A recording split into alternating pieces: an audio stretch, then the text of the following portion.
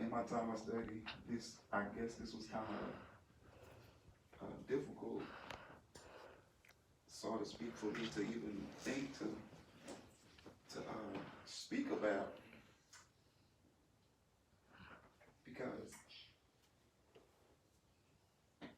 I went back and forth with it, and of course God wins all the time. So I'm gonna read two scriptures, then I'll give y'all the topic. And the first scripture is Proverbs 3 and 5.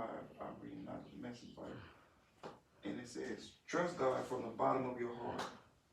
Do not try to figure out everything on your own. Listen for God's voice in everything you do, everywhere you go.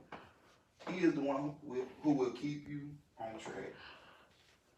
Don't assume that you know it all. Run to God. Run from evil. Yes. Your body will glow with health.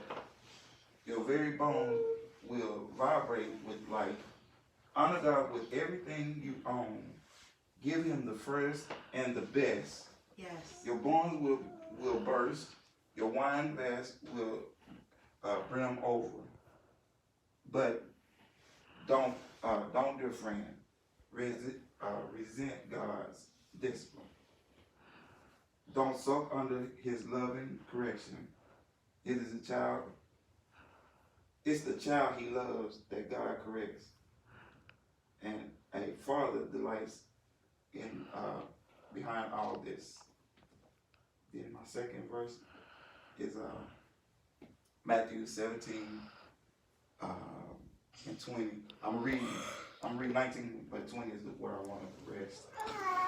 When the disciples had Jesus off to themselves, they asked, why couldn't we throw it out? 20, is it because you are not yet taking God seriously, says Jesus. The simple truth is that if you have had a mere kernel of faith, a poppy seed, say you would tell this mountain, move, and it would move. There is nothing you wouldn't be able to tackle. And just for a thought today, God would have me to say, what sense does it make?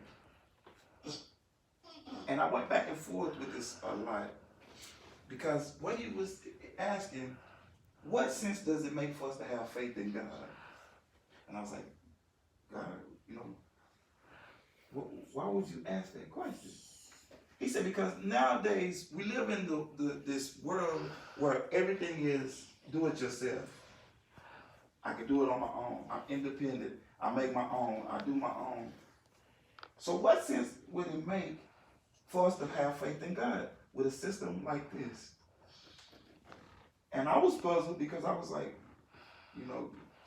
God, you got a proven record. You tell us to lean not to our own understanding. You tell us to look to the hills which cometh our help, and all our help come from you. You tell us all these things to really trust in you. And he said, yeah, but what sense does it make to really trust in me? He said it like this. I have a son that is called by God, and I'm speaking that he's going to preach for God, but yet he don't go to.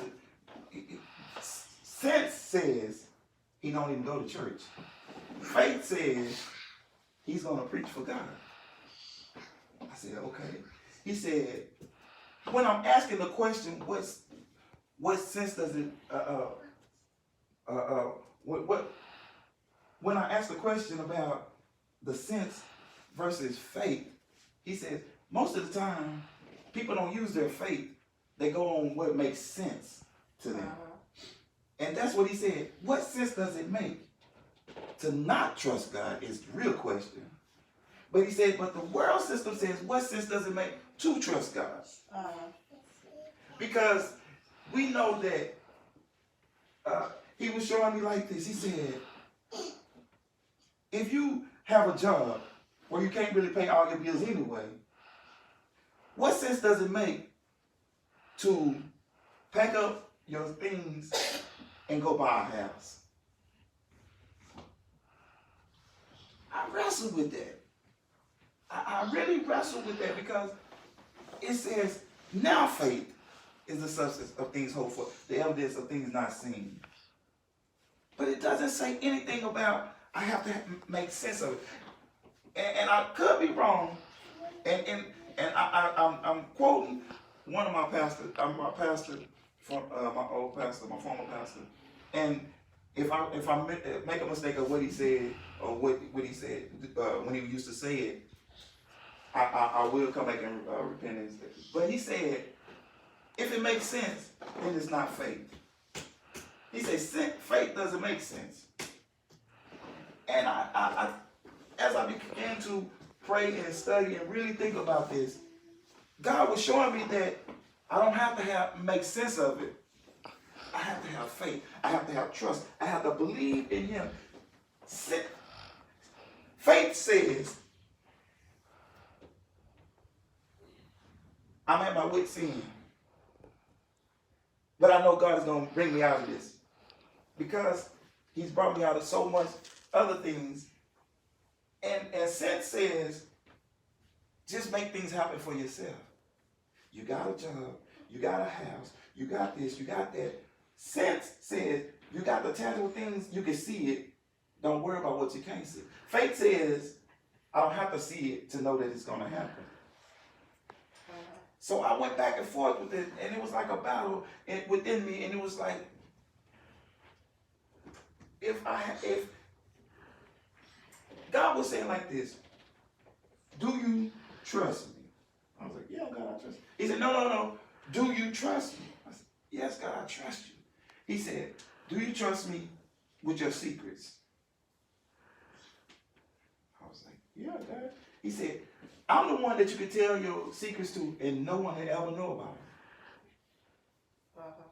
And when I say secrets, I'm not talking about something I'm doing wrong. I'm talking about my hurts, my pain, my shortcomings, my disappointments. Can I trust God in that area? You know, because a lot of times we say, God, come in, come sit with us, come. But he's saying, will you let me into those secret places? Those places where you're hurt. Those places where you're broken. Sense says, as a man, the world will tell us to keep it in, hold it in, don't let nobody know, don't let nobody in. You're a man, stand strong. But God says, if you allow me to come in, if you trust me, allow me into those places. Do you trust me? Faith. Do you have faith in me? If my record is proven that I never lose a case, I never lost a patient, I never, my word still stands strong because in his word he said, before until of his word fails, heaven and earth will pass away. What sense does it make not to trust me? What sense does it make for us to just be like the world say be? Get all the money you can, save it all, you know. And I was wondering why God would even bring up the money part. He said, "But do you trust me with your money? I'm the one that make the numbers count. I'm the one that took 2 fish, 5 loaves of bread and fed the multitude. Do you trust me? What faith? What sense does it make? My kids are acting all kind of ways, but God, I trust you to hold them, to keep them, to caress them, to keep them in that path. My household is a disarray, but I trust in you, God, to get it back in line. I trust you when my heart has been broken over and over again. What sense does it make to lean on you? What sense does it make to depend on you? What sense does it make not to trust you, not to depend on you? The one that holds our very life in his hands. What sense does it make not to trust in him? We constantly go on our daily journey without a thought. The thing about it is, we're supposed to trust God like this. How many of y'all, when y'all sat down, thought that the chair wouldn't hold you?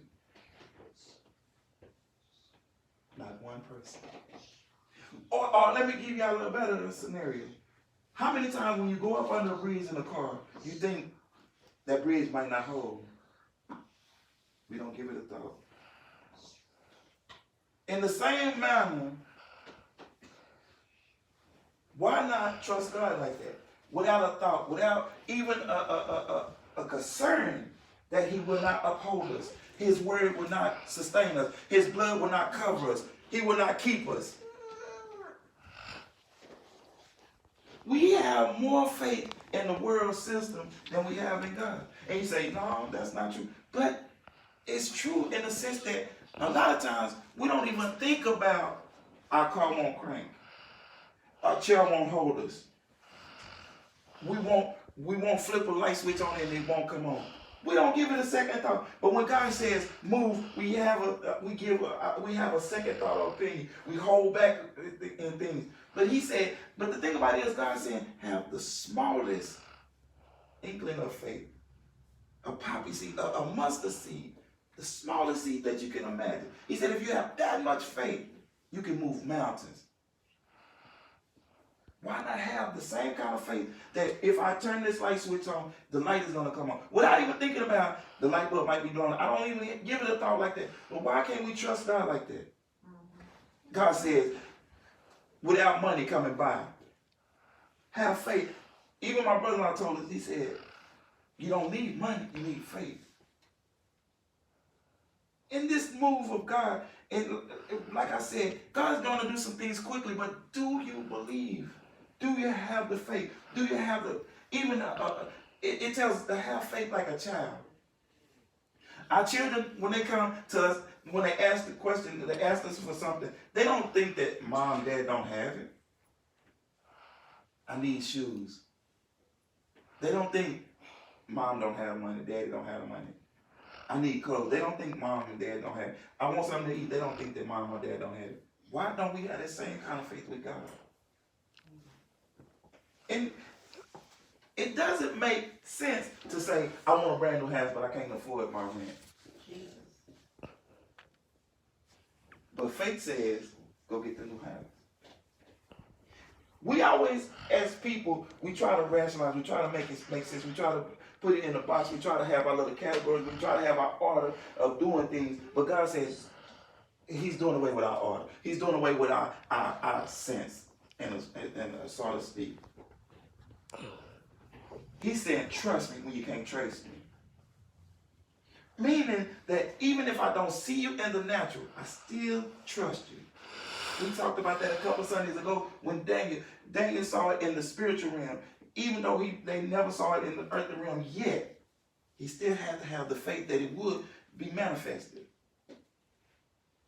Amen. When we speak, when we pray, do we believe what we speak? Do we believe what we pray? If it lines up with what God is saying, why not believe it? Why not trust it? What sense does it make? Whether you believe it or not believe it, what sense does it make? Or should I ask it like this? Why would you even have to make sense of it? Because the thing about it is, we could, if we make a list of our track record, make a list of God's track record, how many times do we see failure on our track record? How many times do we see failure on God's track record? Something to think about. We say, we're speaking, we want jobs, we want to own our own business, but then we won't step out and start doing the things that God said do to have those things.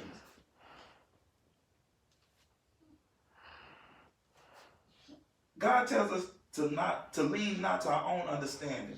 Trust God with our whole heart. It's very difficult to trust something when you have all these setbacks in your mind of why, or rationales why not to do a certain thing. We say we want things, but then we hinder ourselves from getting those things. God said you can have them, but then you say, but God, what is the cost? It's like you sabotage your own belief.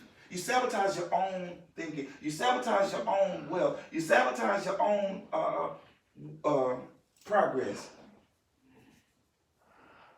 God said you can have the business. God said you can look in your. God said we used to speak this thing. We say checks in the mail, money coming to us, finding money, jobs, better jobs, homes, benefits and things. But then it was like, do you believe those things? God said you can have, because the thing about it is the earth is the Lord's and the fullness thereof. And if we walking in God's, we walking in His path, we walking in His will, we walking in His what God said do. But yet, when God said we can have it, we act like we don't trust Him. We act like we don't believe that we can have it. But I'm gonna tell y'all now, standing here before y'all, I'm going to start believing for what God said I can have. But then if I know that God said y'all can have it, if y'all don't want it, I'm going to ask God, can I have it too? Because the thing about it is, God didn't say we can just have one house. He said houses, land. Amen. Amen. So I'm with you. And that's why we got to have. Stop thinking about making sense of it. Have faith. Why pray and worry? Why walking? Why saying, God, give me, and then you want to sabotage your own self? Why you want to say, okay, God saying I can have this, but then I say, you know what? They're gonna look at me funny. So what?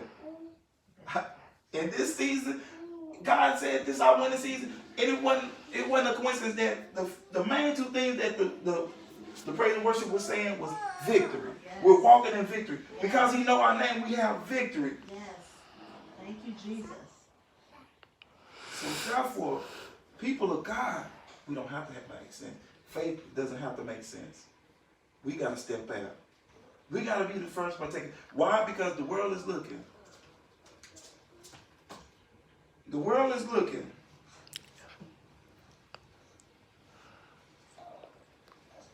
The world is looking.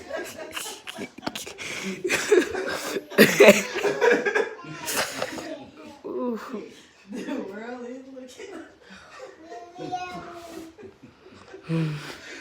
Oh God, the world is looking, and they're gonna see. They have to see the tangible things, because the world don't understand the faith. They don't understand the spiritual realm on certain things. And I keep saying, God has to get the things to us. Not that they follow the things, but they can say, you know what? It's not that God respects a person, but it is the faith that works in us. That we have that victory. Singing. He gonna be that's my praise and worship leader. But we gotta hold fast, people with God. God is getting ready to do something mightily. But we gotta have that faith. We gotta hold on.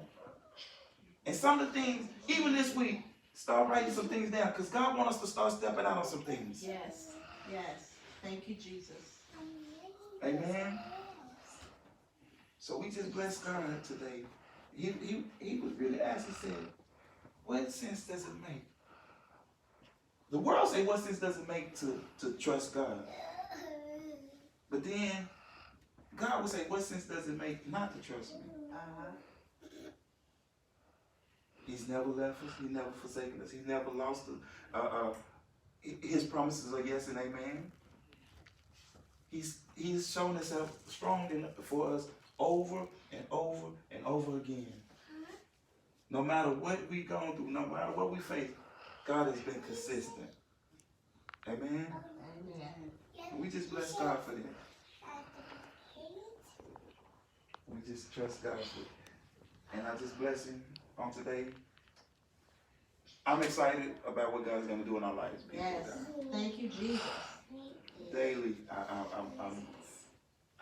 up. I'm thinking about it. I'm saying, God, I want to be a partaker with this next move. I don't want to be left behind. I don't want to miss it. Amen. Amen. And we're standing.